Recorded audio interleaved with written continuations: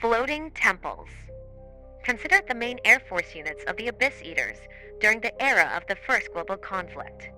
It's often debated if these monstrosities were made either before the Abyss Eaters debuted to the world or during the rampage of the Fortress of Evil.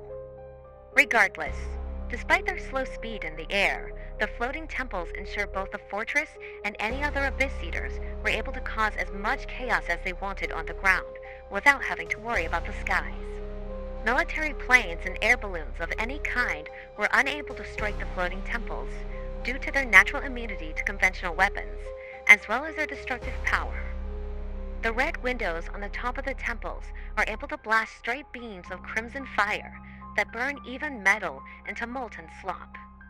This crimson fire cannot be put out by water or even freezing ice. Additionally, each floating temple has anywhere between 6 to 8 disgustingly bloody arms under the base of the temple that can reach out and crush or tear apart anything that gets within 20 meters of range to the temple. Despite being seemingly slow and limited in movement, these arms are able to act instantaneously to anything within the established range. They can bend and stretch into unnatural shapes and length to ensure whatever they're attacking will never be able to dodge or escape their range in time. Additionally, just like the Fortress of Evil, monsters of the Abyss and Abyss Eater cultists are able to enter the temples at any time and jump out.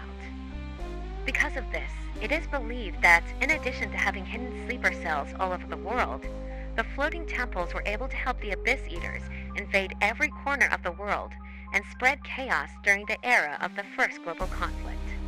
The only things that were able to stand against these monstrosities were railguns created by the United Nations of America and the Tempest Aether Wing planes created by the Royal Arcane Corps of Great Britain.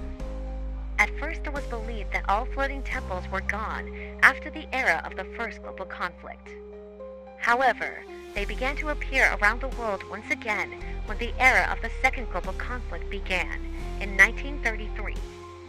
This has been a summarized Oddity archive brought to you by C.O.S.M.I.C.